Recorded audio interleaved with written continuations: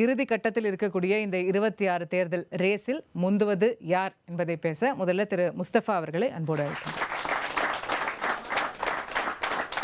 இன்றைக்கி தேர்தல் ரேஸில் முந்துவது யார்? இதில் என்ன சந்தேகம்? தமிழ்நாட்டு தேர்தல் ரேஸில் முழுவதும் விஜய் அவர்கள்தான், மாசில் முழுவதும் விஜய் அவர்கள்தான், எலெக்ஷனுக்கு அப்புறம் தேர்தல் ரிசல்ட் பாஸில் முந்துவதும் விஜய் அவர்கள்தான். அதில் எந்த மாற்றமும் இல்லை.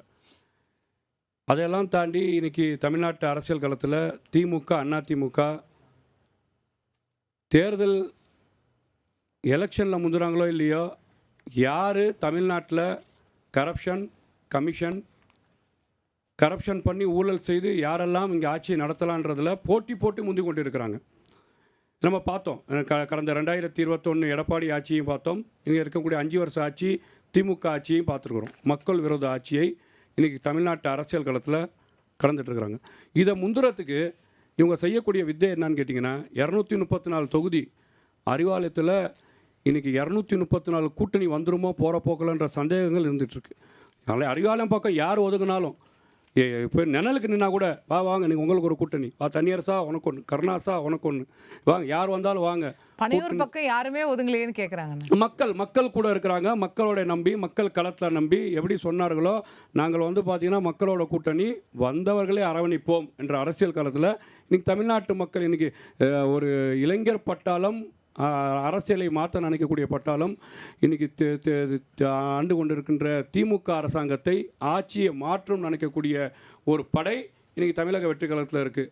அதையெல்லாம் மீறி ஒரு நிர்பந்தம் தான். ஏன்னா நீங்கள் 5 வருஷம் ஆட்சி நடத்திட்டாங்க. 5 வருஷம் ஆட்சி ஒரு மோசமான ஆட்சியை சட்ட ஒழுங்கில் என்ன செஞ்சாங்க நம்ம பார்த்தோம். இங்கே இருக்கக்கூடிய பெண்கள் பாதுகாப்பை பார்த்தோம். 504 தேர்தல் வாக்குறுதியில் இவர்கள் என்ன செஞ்சார்கள் பார்த்தோம். இன்றைக்கி கரப்ஷன் பண்ணுறதுக்காகவே 10.25 லட்சம் கோடி கடனை வாங்கி தமிழ்நாட்டுக்கு இன்றைக்கி தேர்தலில் ஜெயிக்க முடியாது என்ற நம்பிக்கை களத்தில் எலெக்ஷன் நெருங்கும் போது ஏதோ சூரிய பகவான் இன்றைக்கி தான் தமிழ்நாட்டில் 5வது வருஷம் உதிக்கிற மாதிரி இதோ சூரிய பகவான் உதிச்சிட்டாரு, அதனால் நான் ஸ்பெஷலாக ஒரு 2000 ரூபா போடுறேன்னு சொல்லி நிர்பந்த வெற்றியை இன்றைக்கி மக்கள் மனதில் ஓடிட்டுருக்குறாங்க. அதெல்லாம் தாண்டி இந்த ரேஸில் மக்கள் ரொம்ப முந்தி இருக்கிறாங்க. இந்த தேர்தல் எப்போ வாக்குச்சாவடிக்கு மக்கள் போவாங்கன்னு சொல்லி காத்திருக்கிறாங்க. ரேஸாக ஓடி போய் இந்த 5 வருஷம் திமுக ஆட்சியை கலைக்க போகிறாங்க. அதுதான் என் முதற்கட்ட கருத்து. நம்ம ஸ்ரீதரன் சொன்னார் என்னன்னு கேட்டிங்கன்னா, தனித்து விடப்பட்டார்கள் அப்படின்னு சொல்லி. யார் தனித்து விடப்பட்டா? இவர்கள் பார்த்திங்கன்னா அதிமுக வேண்டாம், திமுக வேண்டாம், அதிமுக திராவிட கொள்கை மீது எதிரி, திமுக திராவிட கொள்கை மீது எதிரி, நாங்கள் ஒரு தமிழ் தேசியம் வைத்திருக்கின்றோம், ஆனால் ஈழம் மலரணும், இலை மலரணும், ஈழம் மலரணும்னு சொன்னால் அதிமுக ஆதரவு தெரிவிப்போம். அப்போ பார்த்திங்கன்னா அதிமுக வேண்டும். தனித்து விடப்பட்டவர்கள்னு சொல்கிறாங்கள, ஏன் நீங்கள் கலைஞர் அவர்கள் திமுகவை பற்றி பேசலை? நான் அவர் குடும்பத்தை சேர்ந்தவர்கள் அப்படின்னு அந்த இடத்துல ஒரு ஸ்டிச்சு வைப்பாங்க. சரி, நான் கேட்குறேன், நீங்கள் தான் கொள்கை உள்ள கூட்டணியாச்சே, கொள்கையை பேசுகிறோம், மண் வளம், மனித வளம், எல்லா வளமும் நல்லா இருக்கும்னு நினைக்கிறவங்க தானே. விஜய் அவர்கள் பார்ட்டி ஓப்பன் பண்ணியிருக்கிறாரு. என்ன சொல்ல போகிறான்னு பொறுத்து வந்து பார்க்க வேண்டிய தானே. நீங்கள் பத்திரிகையாளர் சந்திக்கிற மாதிரி ஓவர் டோஸ் மாதிரி களத்தில் இறங்கி, நான் தம்பி வந்துட்டார், மைக் சின்னம் கிடச்சிருச்சு, அவர் வந்தால் கூட்டு துணை முதலமைச்சர் ஆக்க போகிறேன் அப்படின்னு சொன்னவர் நீங்கள் தானே. அப்போ விஜய் அவர்கள் வந்தானாச்சும் நம்ம முதலமைச்சர் ஆக முடியுமா முடியாதா என்ற கனவில் இன்றைக்கி சொல்லிவிட்டு மாற்றி நிற்கிறார். அவரோட திசை தான் என்ன? பெரியாரை விமர்சிப்பார், பெரியாரை போட்டுருவார். இது அது வித்தியாசமானது தானே. அதான் நாம் தமிழோட கொள்கை. கொடுத்தது 3 நிமிஷம், அதில் 180 நிமிடம் மேடம், 180 செகண்டு. அதில் நாம் தமிழர் தாவேக்கான்னு ஒரு 200 வாட்டி சொல்லிட்டார். ஏன்னா அவர் கொடுத்துருக்கிற அசைன்மெண்ட்டே அதுதான். தாவேக்காவை பற்றி பேசணும். இங்கே ஏன்னா இங்கே ஆண்டுட்டு இருக்குது தாவேக்கா பார்த்தீங்களா? இவர் தாவேக்காவை நம்பி தானே களத்தில் நிற்கிறாங்க. ஏன்னா இவங்க சொல்லக்கூடிய மண்வளம் அடிக்கிறது தாவேக்கா தானே கொள்ள அடிக்குது, திமுக கிடையாதுல்ல. இவங்க சொல்லக்கூடிய கனிம வளம் தாவேக்கா தானே கொள்ள அடிக்குது, திமுக கிடையாதுல்ல. இந்த நாட்டோட முதலமைச்சர் விஜய் தானே, முத்துவேல் கருணாநிதி ஸ்டாலின் கிடையாதுல்ல. எதை நோக்கி பேசணும்? இது இவங்களோட கொள்கை அதுங்க. இது எதை நோக்கி பேசணும்? இன்னொன்று கேட்டிங்கன்னா, நம்ம மேடம் நிர்மலா பெரியசாமி மேடம் ஒரு வார்த்தை சொன்னாங்க. என்னென்னு கேட்டிங்கன்னா, அவர் பார்த்திங்கன்னா எப்போ லேட்டஸ்ட்டாக தான் வெளியில் வருவார், எப்போ வருவார், அந்த மாதிரி அடிப்படையில் அவங்க தொடர்ச்சியாக சொல்லிட்டு போனாங்க. நான் கேட்குறேன், அனைத்து இந்திய அண்ணா திராவிட முன்னேற்ற கழகம் மேடம் பார்த்திங்கன்னா எந்த கட்டுக்கோப்பில் வச்சுருந்தாங்க தெரியுமா? இந்தியாவிலே ஒரு மிகப்பெரிய ஒரு 3வது பார்ட்டியாக பார்லிமெண்ட்டில் மேடம் வச்சுருந்தாங்க. இன்றைக்கி அனைத்து இந்திய அண்ணா திராவிட முன்னேற்ற கழகம் நிலைமை என்ன? ஓபிஎஸ் காணோம், எங்கே போனார் தெரியல. நீலு கஃபீல் காணா, எங்கே போனாங்கன்னு தெரியல. வைத்தியலிங்கத்தை காணா, எங்கே போனாங்கன்னு தெரியல. மைத்ரி அண்ணா காணா, எங்கே போனாங்கன்னு தெரியல. அன்வர் ராஜாவை காணா, எங்க போனாங்கன்னு தெரியல. புரியுதா? மனோஜ் பாண்டியனை காணா, எங்க போனாங்கன்னு தெரியல. ஆறு குட்டியே காணா, எங்க போனாங்கன்னு தெரியல. தோப்பு வெங்கடாச்சலபதியே காணா, எங்க போனாங்கன்னு தெரியல. பழனியப்பனை காணா, எங்க போனான்னு தெரியல. லட்சுமணனை காணா, எங்க போனான்னு தெரியல.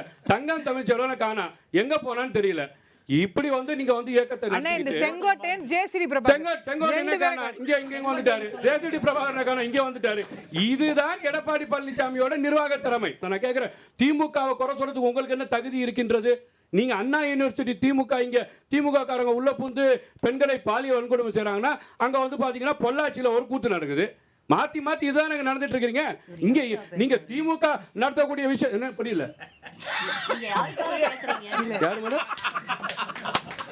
ரெண்டு பேரும் ஒண்ணுதான், ரெண்டு பேரும் ஒண்ணுதானே. இதுல என்ன வித்தியாசம் இருக்குது? ரெண்டு பேரும் ஒண்ணுதானே. நான் கேட்கிறேன், திமுக காலத்துல இதே சட்ட ஒழுங்கு பிரச்சனை, அண்ணா திமுக காலத்துல இதே சட்ட ஒழுங்கு பிரச்சனை. திமுக காலத்திலும் பெண்களுக்கு பாதுகாப்பு உறுதி இல்லை, அண்ணா திமுக காலத்திலும் பெண்களுக்கு பாதுகாப்பு உறுப்பு இல்லை. சரி, அவங்க தான் வந்து பாத்தீங்கன்னா குட்கால ஊழடிச்சாங்க, கடைசியில கொரோனால கிட்டு வரைக்கும் ஊழடிச்சாங்க அப்படின்னு சொன்னா, ஊழல் பண்ணாங்கன்னு சொன்னா, திமுகவோட ஊழல் எங்க போகுது? திமுகவோட ஊழல் பட்டியல் பார்த்தீங்கன்னா அப்படியே ஏறிக்கிட்டே போகும். அவங்க டாஸ்மார்க்கில் 50,000 கோடி ஊழல், நீங்கள் வந்து பார்த்தீங்கன்னா ரெஜிஸ்ட்ரேஷன் டிபார்ட்மெண்ட்டில் 20,000 கோடி ஊழல், மணலில் பார்த்தீங்கன்னா 4,730 கோடி ஊழல். ஹையர் எஜுகேஷனல் படிப்புக்கு முக்கியத்துவம் கொடுக்கக்கூடிய தமிழ்நாட்டோட முதலமைச்சர் முத்துவேல் கருணாநிதி ஸ்டாலின் அவர்கள், அதில் 1,500 கோடி ஊழல். அதுக்கப்புறமா பார்த்தீங்கன்னா டெண்டர் முறைகேடு அண்ணன் நேரு, அவர் பார்த்தீங்கன்னா ஒரு 1,020 கோடி ஊழல். நம்ம சேகர் பாபுங்க கோவிலையும் விட்டு வைக்கல, யார் அமைச்சர் சேகர் பாபு, அவர் ஒரு 1000 கோடி ஊழல். இவர் ஊழல் செஞ்சுட்டு நாங்கள் ஊழல் செஞ்ச பெருச்சாலையெல்லாம் வெளில கொண்டு வரோம்னு சொல்லும் போது தமிழ்நாட்டு மக்கள் இதெல்லாம் பார்க்குறாங்க. இன்னைக்கு தமிழ்நாட்டில் நடக்கக்கூடிய பெண்களுக்கு நடக்கக்கூடிய பாலியல் வன்கொடுமை எங்கே இருக்கு? 2 வயசு குழந்தைய வந்து பார்த்தீங்கன்னா திமுக காரவங்க வந்து பாலியல் வன்கொடுமை செஞ்சு சாவடிக்கிறாங்க. அண்ணா நகரில் ஒரு விஷயம் நடக்குது. இந்த விஷயத்தை நம்ம பார்க்குறோம். நான் கேட்குறேன், இதையெல்லாம் தாண்டி தமிழ்நாட்டில் போதை கலாச்சாரம் நடக்குது, கஞ்சா விற்கிறாங்க.